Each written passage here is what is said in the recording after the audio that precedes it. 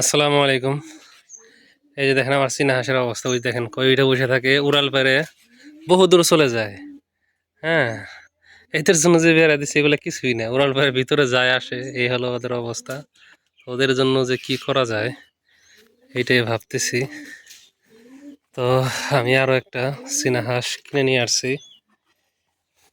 দেখাই আপনাদের। এই আপনি নামেন, এই যে হ্যাঁ। তো যাই হোক, যে ব্যাপারটা হয়েছে, ওকে আনার পর একটা টেনশনে পড়ছিলাম, মানে আনার পর কোনো খাবার খাইতেছে না, পানিও খাইতেছে না, এই হলো অবস্থা। গতকাল আনছিলাম, পরে ফেসবুকে পোস্ট দিলাম এবং চ্যাট জিটিভিকে জিজ্ঞাসা করলাম যে কী ব্যাপার, হাটে থেকে আনছি, সুস্থও দেখা যায়, বাট কোনো খাবার পানি কিছুই খাইতেছে না।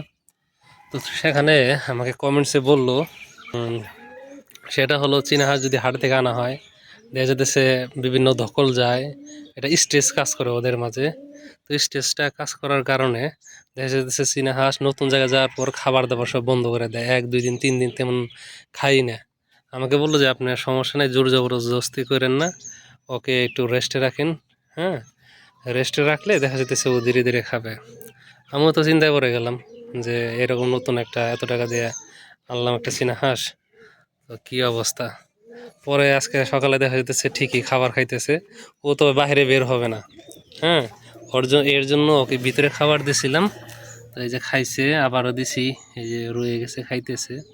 এই যে ওকে দেখা যাচ্ছে জিঙ্ক থায়াবিন এগুলো দিয়ে দিছি, যেন ওই বিভিন্ন ভিটামিন যেন ওর ধকলটা ও দ্রুতই কাটে উঠতে পারে। দেখা যাক আর একটু পরে ওকে বের করে দেব। তা আপাতত ও মানে এভাবে রেস্টেই থাক, ঠিক আছে। আর আপনারা যারা নতুন চীনা হাঁস আনেন, আনার পর আপনাদের এইরকম টেনশন কাজ করতে পারে যে কি হলো ব্যাপারটা, তো আপনাদের এত টেনশন করার কারণ নাই, তো ধীরে ধীরে ইনশাল্লাহ ঠিক হয়ে যাবে।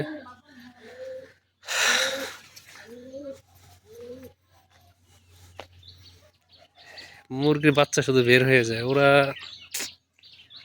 এটা নিয়ে ঝামেলাই। যে কবুতরের অবস্থা কি একটু দেখি।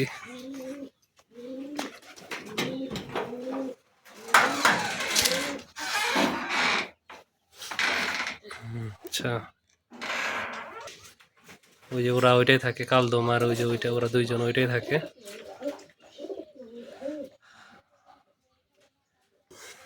কোয়েল পাখি পানি শেষ হয়ে গেছে নাকি?